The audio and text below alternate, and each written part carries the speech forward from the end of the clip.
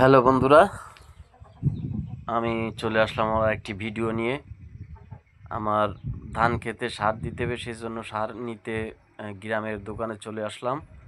অনুপের দোকান, এখান থেকে সার নিয়ে ইউরিয়া, টিএসপি, ফসফেট, পটাশ এগুলো পরিমাণ মতো নিয়ে আমি চলে আসলাম আমার ঘেরে ধান খেতে। এখানে সার মিক্সার চলছে। সার মিক্সার কীভাবে করতে হয় দেখেন, এটা একটা নতুন পদ্ধতি। এই পদ্ধতিতে সার মিক্সার করলে সার ভালো মিক্সার হয়।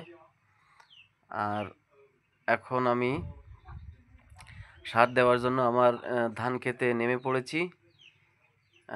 ধান খেতে দুই দুই ফাই অন্তর অন্তর ফাঁকা জায়গা আছে, সেখান থেকে হেঁটে হেঁটে সার দিতে হয়, তাহলে দুই সাইডে সারের পরিমাণটা ভালো হয়, মানে সব জায়গায় সুন্দর সার পৌঁছায়। এজন্য দুই ফাই অন্তর অন্তর ফাঁকা, এক হাতের মতন ফাঁকা জায়গা রাখতে হয়। এতে ধানের ফলনও অনেক বেশি ভালো হয়, ধানের পরিচর্যার ক্ষেত্রেও অনেক সুবিধা হয়। আমি এখন দেখেন কিভাবে সার ছিটাচ্ছি। এই সার ছিটানোর পরপরই আবার আমি ধানে কীটনাশক দেওয়ার জন্য প্রস্তুত হব। ধানে সার ছিটানো অনেক কষ্টের একটা ব্যাপার, প্রচুর রোদ্দুর, আবার এই ধানের ভিতর যে ধানের পাতা এর পায়ে ঘষা লেগে অনেক কষ্ট অনুভব হয়। তারপরও উপায় নাই, নিজের কাজ নিজেই করা ভালো, তাই নিজের কাজ নিজেই করছি। অন্যের পরে ভরসা করে থাকা যায় না, তাই নিজের কাজ নিজেই করছি।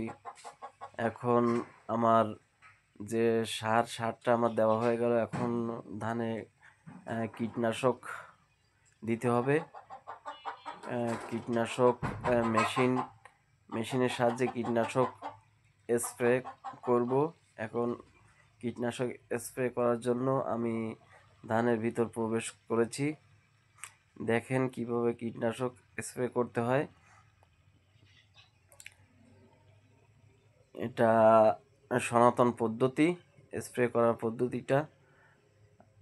আর বর্তমান আধুনিক যুগে অনেক উন্নত মানের মেশিন আছে, যা স্প্রে করার জন্য আরও সুবিধা হয়। তারপর এটা আমার নিজেরই মেশিন, তাই নিজে নিজে আমার ধানে কীটনাশক স্প্রে করছি। তো বন্ধুরা, আমার এই ভিডিওটা আপনাদের কেমন লাগলো জানাবেন।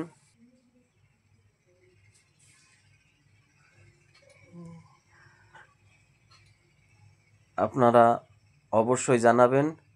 তো আজকে এই পর্যন্ত, সবাই ভালো থাকবেন, ধন্যবাদ।